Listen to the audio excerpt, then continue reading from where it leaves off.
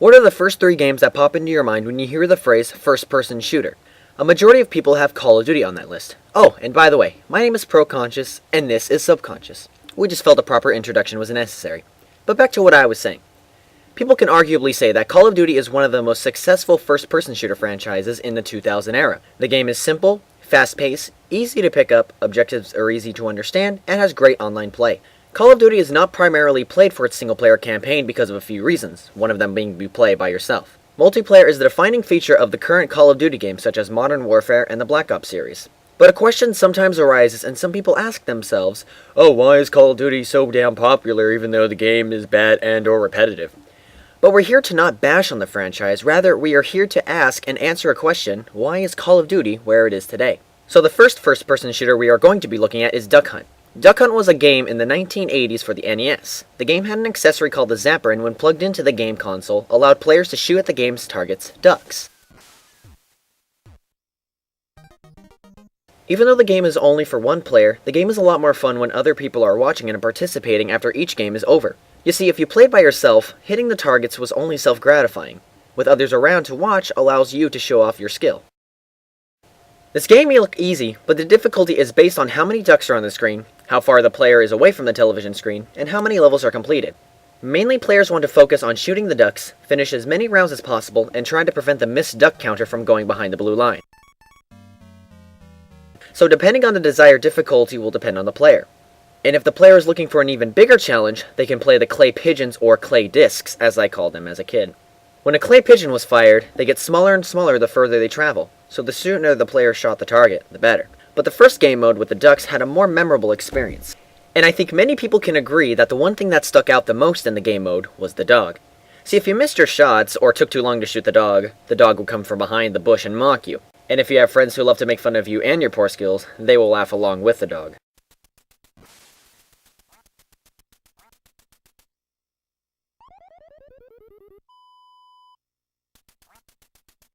As consoles grew with more compatibility, Nintendo came out with the N64.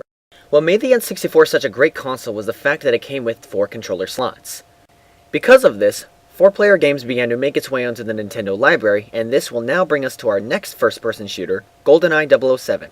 Aside from having an interesting single-player campaign, many players who have played this game remember the multiplayer, specifically on how cheap the game can be. When a round of multiplayer begins, the participants find themselves scrambling to find weapons that are lying on the ground. These weapons can consist of machine guns, to pistols, to even rocket launchers. However, the primary weapon that a player wants is the Golden Gun. What this weapon does is it has a one-shot, one-kill. It does not matter if a person has a full bar of health or even armor. This weapon will show no mercy. Whenever this weapon is collected, this creates a scenario called Spy vs. Spy, or in the case of 4 players participating in a multiplayer game, creates a Spy vs. Spy vs. Spy vs. Spy scenario. What this phrase means is when one player becomes overpowered or cheap, the other gamers might try and create a strategy to prevent the person with a powerful advantage a win. Let's say, for example, one player is constantly camping the Golden Gun crates and awaiting for an unlucky soul to come into view. If that case happens, the other players can just avoid the area where the Golden Gun wielder is and just fight each other. Another case would be to create a temporary alliance with another player. When that happens, they can team up against the Golden Gun shooter and have them drop the weapon. But as soon as the Golden Gun wielder is killed, the treaty is almost instantly broken and there is a frantic run for the gun and or to shoot the others in the back.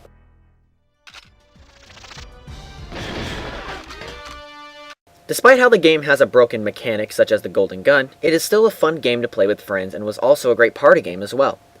But then there comes a time when friends are not allowed to sit in the same room and enjoy a round of killing each other in a video game. There is, however, a solution to this problem. Counter-Strike was one of the first-person shooters to have online play. Before becoming its own game, it was a modded game mode on Half-Life, and eventually the mod became its own independent game. Gameplay aside, it had a unique way of housing set amount of players instead of just 4 available slots. These are called lobbies. Certain lobbies can be assigned to hold 2, 4, 8, 16, and even up to 32 players. You can not only play with your friends, but you can also play with players around the world. As for the gameplay, it has team co-op matches that have 2 opposing forces, terrorists and counter-terrorists. Players have a choice of playing on one team or the other so long as the teams are even. The choice of the player will depend on what role they will play in each specific game mode. An example of a game mode is the bomb scenario. The terrorist team has to plant a bomb in a specific area while the counter-terrorists have to prevent the bomb from going off. This particular game mode ends when the counter-terrorists disarm the bomb when it is planted, when the terrorists set off the bomb, or when either team neutralizes the other without the bomb being set. Unlike GoldenEye 007, where you pick up weapons off the ground by just finding them, or purchased from the shop before each match. Depending on how much money was earned in each round depends on how much you can spend. Earning money can be gained by completing objectives such as retrieving and rescuing a hostage, planting the bomb, or by simply killing an enemy and winning a round. Now how does all of the following relate to Call of Duty? Let's start with Duck Hunt. Nintendo got it right when it was just point the zapper and fire at the targets. When aiming in GoldenEye, you had to stop moving and aim the crosshair. Counter-Strike does have zoom-in aiming, but only a select few weapons can do that. Additionally, the weapons in Counter-Strike have bullet spray, so holding down the hair trigger or rapidly firing will only create a more chaotic spray of bullets. However, firing 1, 2, or even 3 bullets at a time would be a much more effective and accurate strategy. Call of Duty has almost every weapon available to look into the crosshairs and make a much more accurate shot by simply just pushing the R2 button to aim, that is if you are using a PlayStation 3 controller. So having Duck Hunt aiming makes pointing and shooting a lot less of a chore.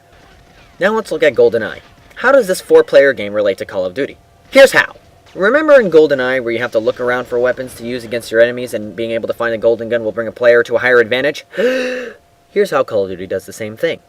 Even though players can create custom weapon palettes by choosing the weapons they want and not having to look around on the ground for weapons, they do, however, want to kill the opposition and win. To do that, a person has to find an enemy and kill them before they or another person kills them. Simple. Whenever a player gets a particular amount of kills or points in one life, they are granted killstreak abilities.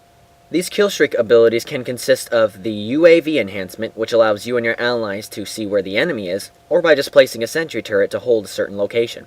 Again, remember how I said that finding the golden gun will bring a player to a higher advantage? Well, in Call of Duty, finding your enemy sooner and killing them quickly in the same life will grant you a quicker advantage, and that will create the spy versus spy scenario. Regardless of game mode, players have to either strategically remove the problem that is creating a disadvantage or attempt to avoid it. Unfortunately, in this case, avoiding the issue is usually not the best solution. And now Counter-Strike. Of course, to win in this game is by completing an objective, whatever that may be. The difference with the previous statement is that the better way of going about victory is teamwork. Sticking around with the teammate can help aid him or her out of a bad situation while still progressing towards the objective. Same thing in Call of Duty. Let's say you're capturing a point. Running in and capturing a point by yourself is possible, but more often than not, the enemy will come from behind or even around a corner and attempt to shoot you down. With a teammate alongside of you gives you more of an advantage in capturing a point as they watch your back from any flanking personnel. Call of Duty uses other elements from other games to enhance its own gameplay experience. Players cannot say this is stealing an idea, because many first-person shooters usually have the deathmatch game mode to begin with.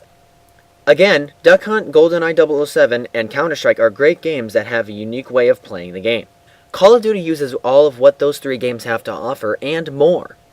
The one thing that stands out the most in Call of Duty and the other 3 games are 2 things: the expansion to all consoles and the multiple game modes. Before becoming one of the top-selling gaming franchises, Call of Duty was a humble game that began on the PC in 2003. A year later, Call of Duty: The Finest Hour found its way on the Xbox, PlayStation 2, and GameCube. Eventually, the franchise found its way around multiple consoles and became one, if not the most recognized first-person shooter of all time. Now, how many game modes does Call of Duty have? Well, from Call of Duty 2, which was one of the first in the game lineup to have multiplayer, has Deathmatch, Team Deathmatch, Search and Destroy, Capture the Flag, and Headquarters. So 5 game modes in total. The game Duck Hunt has 3 game modes, Game A, B, and C. A very bland combination of names. GoldenEye 007 has 5. Normal, You Only Live Twice, Living Daylights or Flag Tag, The Man with the Golden Gun, and License to Kill. Counter-Strike has 3 game modes, Bomb Scenario, Hostage Rescue, and Standard Deathmatch. Several years and expansions later, both Counter-Strike and Call of Duty have expanded on their lineup of game modes. In the 2012 Counter-Strike game Global Offense, without any modified game modes, has Demolition, Arms Race, and its previous 3, Hostage Rescue, Bomb Scenario, and Deathmatch. Call of Duty Black Ops 2, well, blows Global Offense out of the water when it comes to game modes. There are the traditional Team Deathmatch, Headquarters, and Capture the Flag, but there is so much more than just those standard game modes. In Kill Confirmed, 2 teams have to battle out by killing each other and grabbing drop dog tags. If a player grabs an allied dog tag, we'll create a kill denied, which, as it says, denies the kill and prevents a point from being counted. Multi-team has 3 teams of 3 people that have to battle for map control and objectives. This creates a much more team-oriented game mode because the only way to win is to complete necessary requirements and denying the enemy from accomplishing theirs. Domination has 3 points on the map and 2 teams have to hold them. The more flags that are held, the more points one team will collect. In other words, there are over 20 different game modes. Not only that, but there is a co-op versus the AI zombie mode, but that is a whole new topic. Because of all these game modes available in Call of Duty Black Ops 2 allows more for a player to do with not only their friends but other random people online. Call of Duty is where it is today because it uses many elements to enhance its gameplay.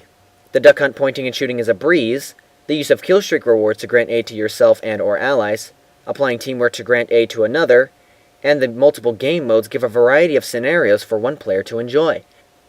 The simplicity and the competitiveness of Call of Duty makes it a very enjoyable franchise for both casual and hardcore gamers alike. There are, however, 2 problems that make Call of Duty fall off, but that is for another episode.